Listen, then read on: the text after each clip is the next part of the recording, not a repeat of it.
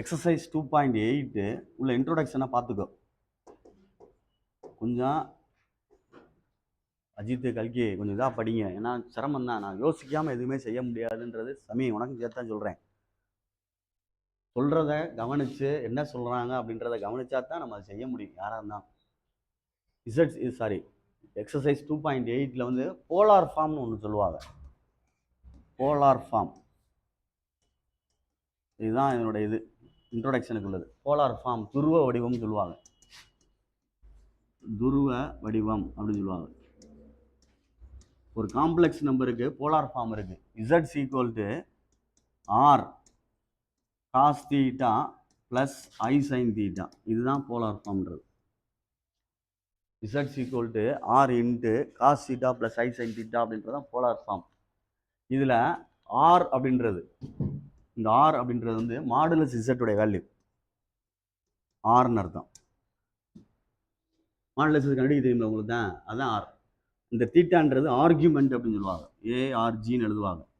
Argument அப்படின்னு வாசிக்கணும். ஆர்ஜின்னு சொல்லக்கூடாது. Argument of Z equal to அப்படின்னு எழுதணும். இதை வந்து தீட்டான்னு சொல்லாமல் ஆல்ஃபான்னு சொல்லுவாங்க. தீட்டா அப்புறம் கண்டுபிடிப்பாங்க. tan inverse of modulus Y by x. இல்லை மொத்தம் மாடுலஸ் போட்டாலும் சரி, இல்லை தனித்தனியாக மாடுலஸ் போட்டாலும் சரி, எப்படினா போட்டுக்கலாம். Modulus Y by modulus x. இதுதான் போலார் ஃபார்முக்கு உள்ளது. இதில் நான் ஆல்ஃபான்னு கணக்குள்ள எழுதியிருக்கேன். சரிதான்னு பார்த்துக்க. தமிழில் வந்து இது மட்டு, தமிழில் இது மட்டு அப்படின்றது ஆர். மாடுலஸ் அப்படின்றது இங்கிலீஷில் மாடுலஸ், அதுதான் ஆர்ன்றது. இது ஆர்கியூமெண்ட் அப்படின்றது. ஆர்கியூமெண்ட்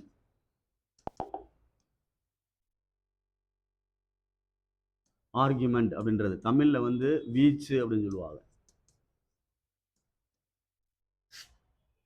கோணம், கோணம்னா டி, இந்த ஆங்கிள் தீட்டா அப்படின்னு சொல்றது.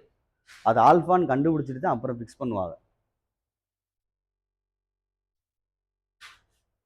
போலார் ஃபார்ம் அப்படின்னு சொன்னால் திருப்பி சொல்லிட்டேன், இந்த பாடம் முடிகிற வரைக்கும் வரத்தான் செய்யும். நான் திடீர்னு கேட்போம் போலார் ஃபார்ம்னா என்ன அப்படின்னு கேட்டோம்னா Z equal to R cos θ plus I sin θன்னு சொல்லணும். R cos θ plus I sin θ அப்படின்னு அர்த்தம். R இன்ட்டுன்னு அர்த்தம். அதில் R எப்படா கண்டுபிடிப்போம் அப்படின்னு கேட்டால், சார் மாடுலஸ் Z கண்டுபிடிக்கணும் அப்படின்னு சொல்லணும். தீட்டா எப்படா கண்டுபிடிப்போம் அப்படின்னு கேட்டால் ஆர்கியூமெண்ட் ஆஃப் Z கண்டுபிடிக்கணும். tan inverse of Y by x போட்டு அப்படின்னு சொல்லணும். மட்டும் கண்டுபிடிக்கிறது, வீச்சு கண்டுபிடிக்கிறது. ஒரு காம்ப்ளெக்ஸ் நம்பர் கொடுத்து கேட்குற கேள்விக்கு தகுந்தாப்ப நம்ம ஃபாலோ பண்ணணும். அவன் தான் புத்திசாலி. ஒரு காம்ப்ளெக்ஸ் நம்பர் கொடுத்து, சாமி இங்கே பாரு நிறைய விஷயங்கள் இருக்கு, அதைத்தான் உங்கள்கிட்ட நான் திருப்பி சொல்லிட்டே இருக்கேன், முடிஞ்ச அளவுக்கு புரிஞ்சுக்கிற முயற்சி பண்ணு. நிறையா பேசுகிறோம் அப்படின்னா உனக்கு தெரியறக்காண்டி தான் நிறையா பேசுகிறோம். அதை எவன் ஒருத்தன் கேட்ச் பண்ணுறான்னு அவன் ஜெயிச்சிருவான். சாதாரண விஷயம். இந்த எழுதுறேன் பாரு, இதெல்லாம் உனக்கு தெரிஞ்சதை திருப்பி ரீகால் பண்ணுறேன். Z ஈக்குவல் டு 4 + 2i வச்சுக்கோ, இல்லை 4 + 3i வச்சுக்கிட்டாலும் சரி, ஏதோ ஒன்று எடுத்திருக்கேன். இது ஒரு காம்ப்ளெக்ஸ் நம்பர். இதை நான் எவ்வளோ சொல்கிறேன்னு தெரியுமா? ஆரம்பத்துலேருந்து சொல்லலாம். இதெல்லாம் நீ புரிஞ்சுக்கிறணும். நீ எதையுமே யோசிக்க மாட்டேறிய. இப்போ நான் சொல்லணும்னு அவசியம் கிடையாது எனக்கு. ஆனால் உங்களுக்கு சிரிக்க தான் தெரியுது பாதி பேர்த்துக்கு, மணி மாதிரி ஆளுக்கு. எடுத்து வச்சு சொல்லிக் கொடுக்கணும். இந்த மாதிரி ஃபைல்களுக்கு ஹெல்ப் பண்ணணும்னா ஃப்ரெண்ட்ஸுக்கு இந்த மாதிரி சொல்லிக் கொடுக்கணும். இது ஒரு காம்ப்ளெக்ஸ் நம்பர். எப்படி சார் காம்ப்ளெக்ஸ் நம்பர்? ஒரு ரியல் பார்ட்டு ஒரு இமேஜினரி பார்ட் சேர்ந்துருக்கு. இதில் தனியாக எடுத்து ரியல் பார்ட் ஆஃப் Z கேட்டாங்கன்னா 4ன்னு எழுதணும். இமேஜினரி பார்ட் ஆஃப் Z கேட்டாங்கன்னா 3ன்னு எழுதணும். இது ஒரு கணக்கு. இந்த காம்ப்ளெக்ஸ் நம்பருக்கு கான்ஜுகேட் கண்டுபிடிக்கணும்னா Z பார் 4 - 3i. இது ஒரு சம்.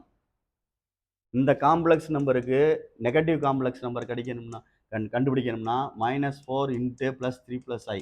அப்போ -4 - 3i. இது நெகட்டிவ் காம்ப்ளெக்ஸ் நம்பர்.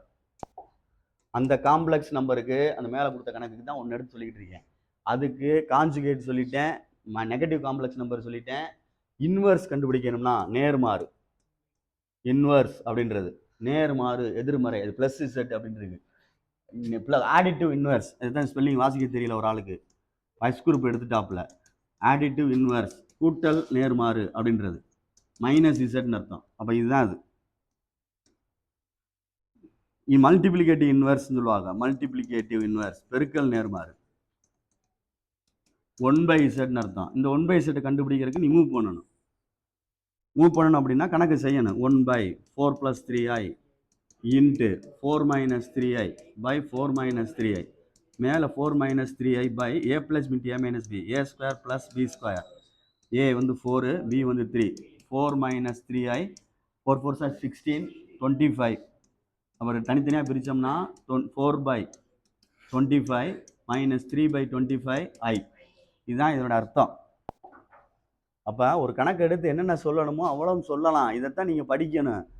சும்மா சிரிச்சுக்கிட்டே இருந்தால் திருப்பி இந்த வார்த்தையை சொல்லிக்கிட்டே இருக்கேன். ஏன்னா நம்ம சில பேர்த்துக்கு என்ன சொல்லுவாங்க, பசங்கிட்ட முன்னாடி வாத்தியார் பார்த்துக்கிட்டு இருப்பாருல்ல, வாத்தியாருக்கு பின்னாடி கண்ணு இருக்கும்டா. வாத்தியாரை கேள்வினாலும் கண்டுபிடிச்சிருவாங்க, பல்ல காமிச்சாலும் கண்டுபிடிச்சிருவாங்க. திருப்பி சொல்கிறேன், பார்த்துக்க. சிரிக்கிறனால தான் சிரிக்கிறேன்னு சொல்கிறேன். முன்னாடி இப்போயும் கொஞ்ச நேரத்துக்கு முன்னாடி சிரிக்க தான் செஞ்சிய, எனக்கு தெரியும். அது மணி தான் அது. அதனால் பார்த்துக்கோ சொல்லிட்டேன். திருப்பி பல்ல காமிச்சிட்டு இருக்காம சொல்லிக் கொடுக்கையில் என்ன சொல்லிக் கொடுக்குறான்னு பாரு. இல்லைன்னா கம்முன்னு இருந்துரு, அடுத்தவன் டிஸ்டர்ப் பண்ணாதீங்க. நான் எழுதியிருக்கேன். போலார் ஃபார்மில் இருந்து சும்மா சொல்லிட்டு கீழே அந்த பாடத்தோட சுருக்கத்தை சொல்கிறான். ஒரு காம்ப்ளெக்ஸ் நம்பரில் ரியல் பார்ட், இமேஜினரி பார்ட்டு, அதோட காஞ்சுகேட்டு, அதோட நெகட்டிவ் காம்ப்ளெக்ஸ் நம்பரு, இன்வர்ஸ், இது எல்லாமே உனக்கு இருக்கு. இதுக்கு இன்னும் கணக்கு சொல்லிகிட்டே போனால் விடுஞ்சிட்டே இருக்கும். உண்மையை தான் சொல்கிறேன். அதுதான் இன்ட்ரெஸ்ட்டு, உன்னோட இன்வால்மெண்ட்டு. இந்த காம்ப்ளெக்ஸ் நம்பருக்கு இன்னொரு காம்ப்ளெக்ஸ் நம்பர் ஒன்று எடுத்து கூட்டலாம். ரெண்டையும் 2 + 3i ஒன்று எடுத்துட்டு z2ன்னு ஒன்று எடுத்து 4 - 3iன்னு எடுத்துட்டோம்னா, இதெல்லாம் வந்து அந்த கல்கி மீனிங்லாம் ரொம்ப சிரமப்படுறாங்க அஜித்லாம். ஃபாஸ்ட்டாக திங்க் பண்ணணும், வேற எதுவும் யோசிக்கக்கூடாது. ரெண்டையும் ஆட் பண்ண அப்படின்னா z1 + z2 அப்படின்னு அர்த்தம். 2 + 3i + 4 - 3i அப்படின்னு அர்த்தம். ரெண்டையும் கேன்சல் பண்ணிட்டோம்னா 6ன்னு அர்த்தம். z1 - z2 அப்படின்னா இதை எழுதி மைனஸ் போட்டு எழுதணும். கல்கி மஜித் நான் எவ்வளோ வேகமாக எழுதுறேன்னு பார்த்து அதே மாதிரி எழுதணும்டா. சும்மா அப்படியே எழுதுறத வச்சே கண்டுபிடிச்சிருவாங்க. வாத்தியார் ஸ்டடியாக எழுதுறான்னா என் வாய் வேற பேசிக்கிட்டு இருக்கு, ஏன்னா கை எழுதிக்கிட்டு இருக்கு. அதுதான் புத்திசாலித்தனம், அதுதான் மூளை ஒர்க் ஆகிறது. நீ எழுதுறது எப்படி இருக்கு தெரியுமா, அதை வச்சு கண்டுபிடிச்சிருவாங்க.